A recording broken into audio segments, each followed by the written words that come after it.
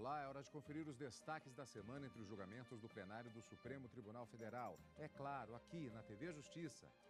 É o Plenárias que está começando agora.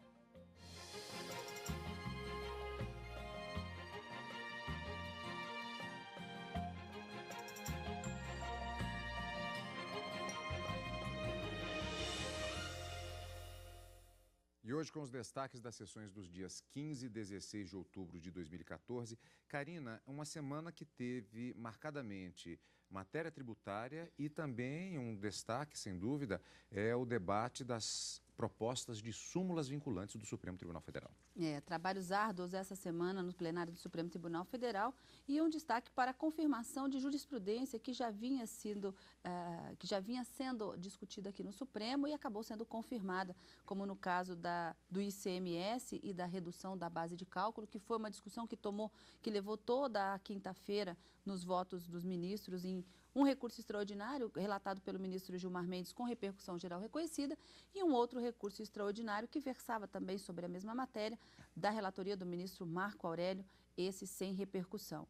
E na quarta-feira houve o início da análise das propostas de súmulas vinculantes, mas que em razão de uma ausência de quórum para aprovação do verbete que havia sido sugerido tanto quando trazido para o plenário, como também sugestões do ministro Luiz Fux, da ministra Carmen Lúcia, do ministro Luiz Roberto Barroso acerca de um determinado verbete, os ministros preferiram lançar essas propostas para a sessão da quinta-feira, quando então o plenário pudesse estar com o quórum mais completo, vamos dizer assim, levando-se em consideração a ausência de um dos ministros formadores do plenário em razão da aposentadoria do ministro Joaquim Barbosa, mas que pudesse ser alcançado o quórum mínimo de aprovação de súmulas vinculantes, que é de 2/3 dos 11 ministros que compõem a Suprema Corte. Então, para se editar essa súmula vinculante, uma súmula que vai representar uma orientação, um entendimento do plenário do Supremo Tribunal Federal acerca de um determinado assunto e, como o próprio nome diz, vai vincular, vai obrigar todos os juízes do Brasil todo, então acaba vinculando todo o poder judiciário, os juízes não podem decidir de forma contrária àquele entendimento que foi simulado, e foi simulado de forma vinculante, e obriga também toda a administração pública nas esferas federal, estadual, municipal e distrital a cumprirem aquela determinação.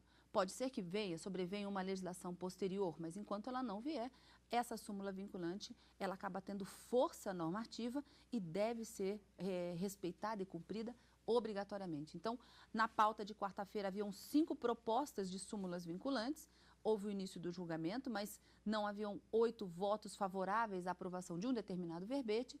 Na quinta-feira, a continuidade da análise dessas 5 propostas, surgindo, portanto, a aprovação de 4 novas súmulas vinculantes, a 34, 35, a 36 e a 37. Bom, nós vamos começar, como sempre, fatiando os temas a partir das sessões plenárias, começando com a quarta-feira. Nesta quarta-feira, os ministros do Supremo julgaram um recurso extraordinário que trata da cobrança do IPTU dos municípios junto à Empresa Brasileira de Correios e Telégrafos. O município de Salvador recorreu ao STF por entender que uma decisão do Tribunal Regional Federal da Primeira Região violou a Constituição Federal, ao reconhecer a imunidade tributária recíproca sobre IPTU de imóveis que são propriedade dos Correios. Sustenta o município que a imunidade é prevista para autarquias e fundações e ainda assim, em relação ao patrimônio que é vinculado ao serviço, não se estendendo da forma que se pretende estender. Ao pedir que o recurso fosse aceito pelos ministros, o procurador destacou o faturamento dos Correios e afirmou que, ao contrário da empresa pública, as concorrentes do setor pagam os impostos a que são submetidas. Como é que os Correios podem respeitar as regras de mercado, querendo se beneficiar de isenções que os concorrentes não têm? O advogado da empresa pública afirmou que a imunidade tributária incide sobre a entrega de cartas e telegramas, conforme determina a Constituição, e disse ainda que outros serviços de entrega rápida representam a maior parte do faturamento da ECT. Os Correios são obrigados, constitucionalmente, a entregar uma carta que seja do extremo sul do país ao extremo norte da República. E isso deve ser prestado por preços ou tarifas módicas. Ao ler o voto, o relator do processo, o ministro Dias Toffoli, afirmou que a jurisprudência do Supremo estende a imunidade às empresas públicas e negou o recurso. Digo que, de uma concepção literal, realmente apenas os entes expressamente mencionados na Constituição deveriam ser contemplados com a imunidade. Mas o entendimento da Corte sobre o tema avançou no sentido de que o beneplácito deve ser estendido a empresas públicas e a sociedades de economia mista prestadoras de serviço público. Esta Corte sempre concebeu a empresa brasileira de Correios e Telégrafos como uma prestadora de serviços públicos de prestação obrigatória e exclusiva do Estado. E aí eu cito o RE 407.099, Rio Grande do Sul, do que foi relator ministro Carlos Veloso. Leio a cabeça da emenda. Constitucional, tributário, empresa brasileira de Correios e Telégrafos, imunidade tributária recíproca, Constituição Federal 156A. Empresa pública que exerce atividade econômica, empresa pública prestadora de serviço público, distinção. No mesmo sentido, trago aqui referências a vários julgados, Carlos Veloso, Ellen Grace, e digo que esse entendimento vinha sido mantido pelo plenário de forma mansa e pacífica relativamente às mais diversas atividades tributárias. E aí cito julgado da relatoria do saudoso ministro Menezes Direito, que me precedeu nesta cadeira. Tributário, imunidade recíproca, 156A da Constituição Federal, extensão, empresa pública, prestador de serviço público, precedentes da Suprema Corte, já assentou a Suprema Corte que a norma do 156A alcança as empresas públicas, prestadores de serviço público, como é o caso da autora, que não se confunde com as empresas públicas que exercem atividade econômica em sentido estrito. Com isso, impõe-se o reconhecimento da imunidade tributária previsto no 156A da Constituição Federal, ação civil ordinária julgada procedente, relatoria do ministro Menezes Direito, ação com o número 959. Este julgado aborda apenas e tão somente próprios da ECT. Não se trata de próprios ou de alugados, imóveis alugados por prestadores de serviço à ECT ou por franqueados à ECT. Então, deixo também claro no voto que trata-se da hipótese de reconhecimento da imunidade recíproca em favor da empresa brasileira de Correios e Telégrafos, que alcança a incidência do IPTU sobre imóveis utilizados pela ECT, na esteira dos precedentes específicos sobre a matéria.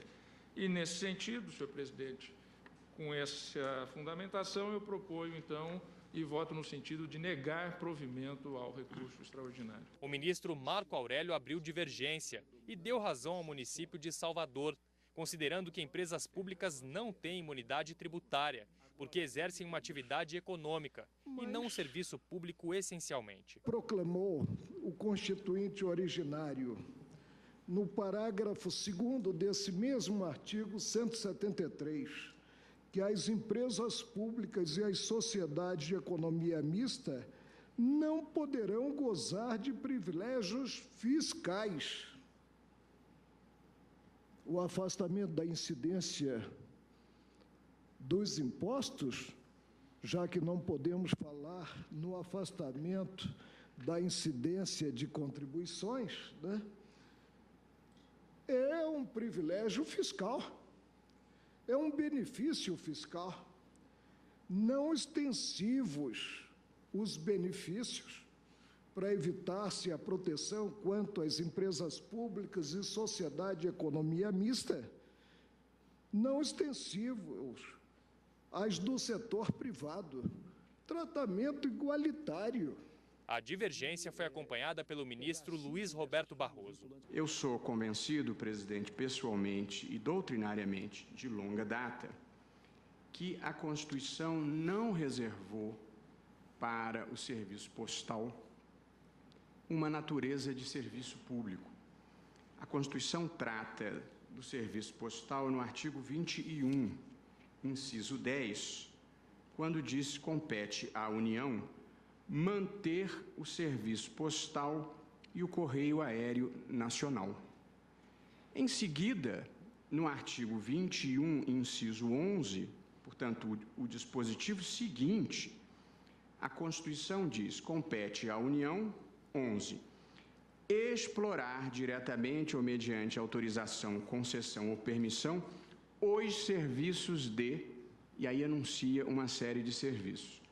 Em seguida, no inciso 12, diz: compete à União explorar diretamente ou mediante autorização, concessão ou permissão os serviços de... e enuncia uma série de serviços. Sou convencido por diversas razões que a Constituição não tratou o serviço postal como um serviço público. Eu penso que esta imunidade não deve se estender, inclusive porque, mesmo na parte em que se trata de serviço público, não é serviço público de natureza típica e autárquica para justificar a extensão. Por maioria, o plenário do STF decidiu manter os Correios imune ao pagamento de IPTU para imóveis de sua propriedade, negando o recurso apresentado pelo município de Salvador. Karina, muito se falou nesse debate em relação à ST a respeito de imunidade recíproca. Do que se trata? O ministro Marco Aurélio, ele até no ponto que ele divergiu, ele disse que essa imunidade recíproca, de acordo com o que previsto na Constituição, seria a impossibilidade da União, por exemplo, cobrar tributos dos estados, os estados dos municípios, dos estados entre o DF. Então, entre esses entes federativos, esses entes políticos, não poderia haver essa cobrança de tributos. Daí falar dessa imunidade recíproca. Aonde entra a empresa de Correios e Telégrafos aqui? A ECT é uma empresa pública, mas que presta um serviço que seria um serviço público essencial, de acordo com o que a maioria decidiu, em nome da União. Então, embora seja uma empresa pública, inserida dentro da administração pública indireta, ela faria às vezes do Estado quanto União, já que ela que compete exercer, manter esse serviço postal e o faz de forma obrigatória. O ministro Dias Toffoli, ele disse inclusive, embora ela também tenha uma atividade econômica, não é esse o seu papel principal, daí reconhecer a imunidade também à empresa de Correios e Telégrafos, que embora não seja ente político, exerce uma atividade estatal eminentemente. Então, para a maioria que se formou, acabou se entendendo que empresas públicas e também sociedades de economia mista, elas também podem ser alcançadas por essa imunidade que a Constituição diz que seria extensiva apenas à União, Estados, municípios e ao Distrito Federal. Mas como elas fazem parte dessa administração pública indireta, seriam também detentoras da imunidade. Daí o entendimento, por maioria de votos, vencidos o ministro Marco Aurélio e o ministro Luiz Roberto Barroso, de que os Correios não têm que pagar o IPTU sobre aqueles imóveis que são da sua propriedade. Outros imóveis que são utilizados pelos Correios por franqueados e que não são propriedades do próprio Correio, aí sim não se fala dessa imunidade, porque eles estariam exercendo uma atividade econômica em concorrência com outras empresas que exercem também essa atividade exploradora, essa atividade econômica. Então, no caso dos imóveis dos Correios, existe a imunidade, portanto, extensiva essa imunidade tributária, não tem que pagar o IPTU, conforme pretendia o município de Salvador. Que é exatamente um imposto, o IPTU é um imposto municipal. Exatamente, imposto real sobre a propriedade territorial urbana. E era isso que o município de Salvador queria fazer, cobrar esse IPTU dos imóveis dos Correios, e o Supremo disse, não tem que pagar esse IPTU. Com um detalhe, trata-se de uma ação proveniente de Salvador, da cidade de Salvador, do município de Salvador, mas a decisão, ela reflete também em outros municípios. Por exemplo, Lusiânia, aqui ela não pode cobrar IPTU dos Correios a partir dessa própria decisão, mesmo sendo uma iniciativa do município de Salvador. Na verdade, nós temos aqui um recurso extraordinário com repercussão geral reconhecida. Então, a gente sempre diz que dessas decisões proferidas pelo Supremo em sede de repercussão geral, elas acabam servindo de orientação para outros casos, mas essa decisão vai repercutir em outros casos que estão em análise no Poder Judiciário, ou seja, outros recursos extraordinários que não chegaram até o Supremo, mas que discutem essa mesma tese, deverão ter essa solução. Cria-se uma orientação, não tem uma força vinculante a decisão proferida pelo Supremo em sede de recurso extraordinário. O que existe é uma repercussão geral reconhecida. Então, amanhã ou depois, se o município de Lusiânia pretender cobrar esse IPTU e insistir que o faça, o principal argumento dos Correios será, com certeza, essa decisão, essa orientação tomada pelo Supremo Tribunal Federal, mas que não tem força vinculante justamente porque essa não é a força das decisões proferidas em sede de recurso extraordinário. Diferente das súmulas vinculantes, tema sobre o qual vamos falar daqui a pouquinho. Porque antes, já que as propostas de súmula vinculante, embora tenham sido apresentadas no plenário já na quarta-feira, o debate, a aprovação e até a reprovação, uma das propostas de súmula vinculante não foi aprovada pelos ministros, vamos ver isso na sessão da quinta. Ainda na quarta-feira, nós tivemos também ações diretas de inconstitucionalidade que foram julgadas. Sim, uma ação direta de inconstitucionalidade contra uma lei do Estado de São Paulo, que foi julgada inconstitucional porque o Estado teria legislado uma matéria que apenas a União poderia legislar, entenda, apenas o Congresso Nacional poderia dispor sobre serviços de telecomunicações. A lei paulista previa a impossibilidade das empresas de telecomunicação cobrar pela assinatura básica dos serviços prestados. E a alegação, dizendo que não poderia cobrar pela assinatura básica, apenas pelos serviços efetivamente prestados. E o argumento aqui trazido nessa ação direta de inconstitucionalidade era justamente que os estados não teriam, de acordo com o que determina a própria Constituição, competência para legislar sobre serviços de telecomunicações e, nesse sentido, o plenário acabou julgando procedente a ação, declarando inconstitucional, portanto, a lei do Estado de São Paulo. E uma outra lei, agora do Estado de Santa Catarina, também foi julgada inconstitucional por vício formal de iniciativa. O que isso significa? A iniciativa do projeto de lei foi deflagrado por um parlamentar estadual, quando, na verdade, somente o governador do estado poderia ter deflagrado, já que a lei tratava de servidores públicos. Essa lei de iniciativa parlamentar, ela afastava qualquer tipo de punição aplicada para servidores públicos que teriam, de uma certa forma, se envolvido em manifestações populares. Então, havia como se fosse uma anistia desses servidores, mas, e se tratando de servidores públicos, somente o Poder Executivo poderia deflagrar esse tipo de legislação e não poderia ter a iniciativa de um parlamentar. Portanto, essa lei, sem se chegar ao mérito se violaria ou não o conteúdo da Constituição, se o Estado poderia legislar ou não sobre essa forma de anistia, o vício estaria na gênese, na forma como o devido processo legislativo foi alcançado. O comecinho, o projeto de lei deflagrado por quem não tem competência, macula ou eiva de vício todinha aquela legislação e, portanto, a declaração é total da sua inconstitucionalidade. Lei do Estado de Santa Catarina, também declarada inconstitucional por vício na forma de elaboração dessa legislação.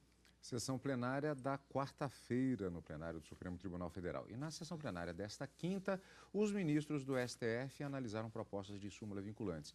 Uma delas dispõe sobre a possibilidade de julgamento pelo Poder Judiciário de questões relativas a aumento de salário de servidores. Pelo texto aprovado no plenário do STF, não cabe ao Judiciário aumentar o salário de servidores baseado no princípio da isonomia. No entendimento dos ministros, decidir ou não sobre possíveis reajustes nos vencimentos é papel do Poder Legislativo. Outra proposta de súmula vinculante aprovada pelo Tribunal determinou a competência da Justiça Federal e não da Justiça Militar para julgar crimes de falsificação e uso de documentos falsos, emitidos para atividade de navegação. Ainda na primeira parte da sessão foram iniciados os julgamentos de 2 recursos extraordinários que tratam de ICMS. Em um deles, com repercussão geral reconhecida pelo Supremo, uma empresa de processamento de alimentos contesta acórdão do Tribunal de Justiça do Rio Grande do Sul, que impediu o aproveitamento de créditos de ICMS de transação anterior para uma transação seguinte. Para a defesa da recorrente, o convênio assinado e a legislação autorizam a redução da cobrança. Por força deste convênio ICMS 128, adotado, tornado direito também no estado do Rio Grande do Sul, como em todos os estados da federação, na saída do produto para o consumidor, para o trabalhador que se beneficia da cesta básica, o pagamento da alíquota não é 12%, é 7%. A discussão é em torno destes 5%.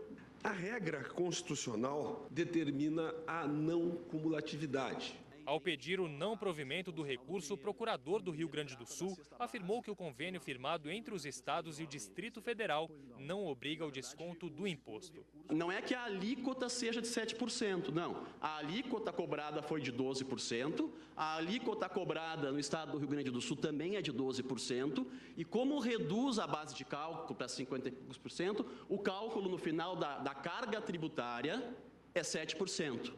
Bom, o convênio 128, ele enfatiza essa questão, ficam os estados e o DF autorizados a estabelecer carga tributária mínima de 7% no ICMS sobre a cesta básica. No outro recurso extraordinário, o estado do Rio Grande do Sul é o recorrente e contesta acórdão que negou ao fisco o direito à compensação de créditos do ICMS.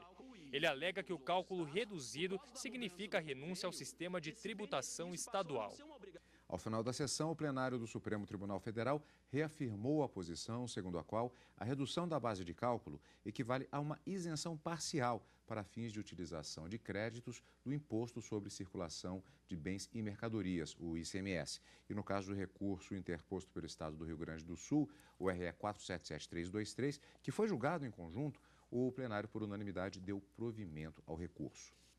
Então, vamos rever rapidamente também as 4 novas súmulas vinculantes. As propostas aprovadas tratam de gratificação para inativos na carreira de Seguridade Social e Trabalho, a PSV, a proposta de súmula vinculante 19, continuidade na persecução penal em caso de descumprimento de cláusulas de transação penal, foi a PSV 68, competência da Justiça Federal para julgar crimes de falsificação de documentos expedidos pela Marinha do Brasil, a PSV 86, e a impossibilidade de o Judiciário aumentar vencimento de servidores públicos sob o argumento de isonomia, foi a PSV número 88. E, Karina, ainda também na sessão da quinta, o plenário rejeitou a PSV 47 sobre o fim da vigência do IPI Crédito Prêmio. Prevaleceu o entendimento de que não há controvérsia sobre o assunto e que os processos sobre o tema são residuais. Karina, são propostas que tinham essa numeração, se transformam em súmulas vinculantes de números específicos, isso será devidamente publicado. De qualquer maneira, como você já falou em relação, fazendo até aquela comparação em relação ao recurso extraordinário que tem repercussão geral, aqui vincula-se esse entendimento do Supremo definido por meio destes textos aprovados por um longo processo de debate, incluindo essa finalização do debate no plenário do STF. E levando em consideração o quórum específico para essa aprovação. 8 ministros tinham que concordar com esse verbete e alguns ajustes foram feitos, mas as súmulas foram aprovadas, então, no plenário. Uma outra discussão acerca de uma das propostas que foram rejeitadas era se o quórum mínimo de 8 ou de 2/3 dos ministros do Supremo Tribunal Federal seria para aprovar uma proposta de súmula vinculante ou também para aprovar o verbete. E aí os ministros disseram, não, o quórum de 8 ministros são necessários para aprovar tanto a proposta como o verbete. Também não alcançado esse quórum, a proposta não seria levada adiante. Mas qual é a ideia ou qual foi o propósito da emenda 45, que a gente tanto fala aqui, que foi a reforma do Judiciário, ter criado essas súmulas vinculantes? O propósito é justamente dar uma celeridade, uma agilidade processual no andamento daquelas ações no Judiciário e evitar o acúmulo de ações perante o Poder Judiciário para tentar desafogar, não é? E dar maior agilidade, ganhando, então, portanto, o que prevalece no artigo 5º como um direito fundamental de todo cidadão, ter um processo célere, um processo que tramita de forma mais rápida. Quando o Supremo cria, edita, não é? Na verdade, a Constituição diz que apenas o Supremo Tribunal Federal pode editar, revisar e cancelar essas súmulas vinculantes. Quando ele propõe essas súmulas vinculantes, esses verbetes, ele está tentando dizer para todo o Poder Judiciário, olha, aqui no Supremo nós entendemos dessa forma, então, portanto, adotem essa mesma teoria, porque se chegar aqui nós vamos modificar. Então, a ideia é já criar essa vinculação para evitar que novos recursos entrem, novas ações entrem, para tentar discutir uma tese que já foi pacificada. Essas súmulas vinculantes, elas podem, como eu disse, elas podem ser canceladas, não é? Elas podem sofrer uma modificação da orientação da jurisprudência, assim como as outras súmulas que durante a sessão de quinta-feira, eu me lembro o ministro Ricardo Lewandowski disse assim, são súmulas normais para diferenciar dessas súmulas vinculantes. Então, essas súmulas normais que a que ele se referia, na verdade, elas não vinculam nada a ninguém, mas representam uma orientação de um entendimento da Suprema Corte ou de outros tribunais que também têm súmulas, como, por exemplo, o STJ. Mas, no caso das súmulas vinculantes, só o Supremo Tribunal Federal pode editá-las e, uma vez editada, observando esse quórum mínimo de 8 ministros aprovando tanto a proposta da súmula como a sua redação, vai vincular os poderes, o Poder Judiciário no todo e também a administração pública na sua esfera federal, estadual e municipal. Assim sendo, nós tivemos na quinta-feira, portanto, a aprovação de novas súmulas, inclusive uma delas era uma súmula normal que acabou se transformando em uma súmula vinculante, que já era uma proposta feita pelo ministro Gilmar Mendes, justamente para ganhar e agilizar esses processos dentro do Poder Judiciário e desafogar, de uma certa forma, a grande quantidade de ações que são propostas todos os dias no Poder Judiciário brasileiro. Bom, sessão, portanto, desta semana marcada por estes momentos que você acompanhou ao vivo no Direto do Plenário, agora aqui no Plenárias, e, como sempre, encontro marcado já na próxima semana. Na próxima semana, na quarta e na quinta-feira, ao vivo, no Direto do Plenário, e no final de semana com Plenárias. Obrigado pela sua companhia, como sempre, e continue conosco na TV Justiça.